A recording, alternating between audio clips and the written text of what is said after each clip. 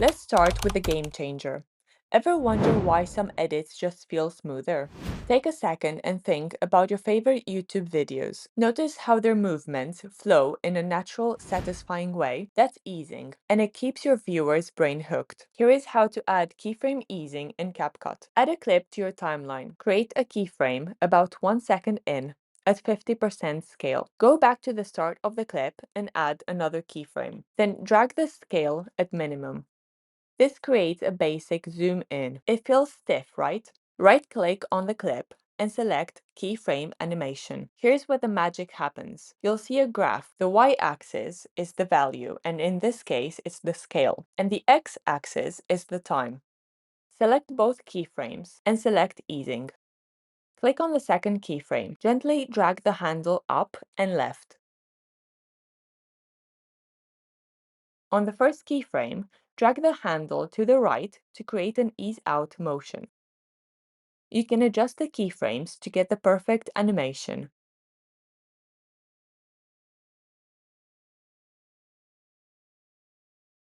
If you want it smoother, you can add a third keyframe after 1 more second. And then create a subtle arc and also lower the zoom in a bit. Now your movement goes from okay to professional. You've probably seen that viral edit where just one color pops and everything else goes grayscale. This looks super cinematic, and yes, you can do it in CapCut. Here's how. Go to Adjustments and select HSL. Keep the color you want, maybe yellow or orange, and boost the saturation. Desaturate all the colors you don't want, like red, green, etc. The result? It's a moody, eye-catching video where just one color shines. By the way, at the end of the video, I will show you a CapCut feature that nobody knows about, so stick around for that. Want your text to follow someone around? It's super useful for vlogs or tutorials. Add your clip, add a default text layer, add your text, drag the text layer to fit the whole timeline. Then select the text, go to Tracking, and select Motion Tracking. Drag the yellow box over the car and make sure the whole car fits inside the box, and then hit Start. You can move the text around and it will still follow the object. For smoother motion, turn off scale and distance. Now your text follows your subject like it's glued on. Match cuts are one of the cleanest ways to transition between elements like text or objects. Let's create an example like this. Add your first text layer, center it, and pick a font, and scale it down a bit.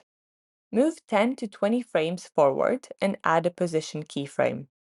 Back at the start, set another keyframe, and move the text to the left. Enable keyframe animation. Select both animations and select easing. Then create this shape, so the text starts slow and speeds up as it reaches the middle. Now add the second text. Match the font and size. Trim the second text so it starts exactly where the first ends up in the middle of the clip. And trim the first text until that point.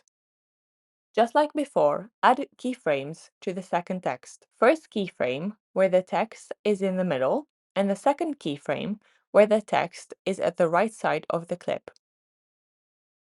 This text, we want to make it start fast and then go slower. So make your graph look like this. It's the reverse of the last keyframe graph that we did. You can add a color and also a glow. I'll add purple for editing and a blue cyan color for video. Use the glow settings to fine-tune intensity and range. And you have a smooth cinematic match cut. Progress bars add clarity and polish. Add a text layer. Delete the default text and add some underscores. Disable uniform scale and increase the height to make it like a bar. and also increase the width to cover the entire clip. Drag it to the top of the clip. Set the color. You can use red for contrast. Then go to Animations and search for one called Show Right. Then make sure the duration is at maximum. Now your viewers know exactly how far they are in your video or at a certain part of the clip, such as a sponsorship part. Let's make objects float like they're in low gravity, and you don't need to use After Effects. Add your clip to the timeline, then go to Effects and search for Play Pendulum. Drag it on top of your clip.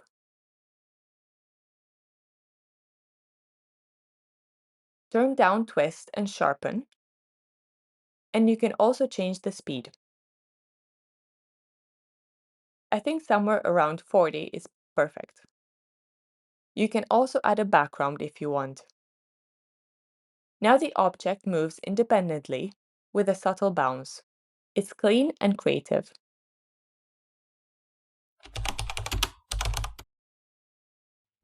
Want to turn flat screen recordings into 3D style shots? It's easy. Select your image or video, go to Animation and select Combo.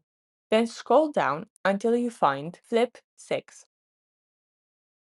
Zoom in for a bit of extra drama. This also works for images. Let's try it with this ring. Now it looks like your image has depth and your edit gets that digital documentary feeling. Why use Canva when CapCut has a cover maker built in? Go to Cover, click New, and over here you can create your thumbnail using the elements from your video. Pick a template. Those that don't say Pro are free to use.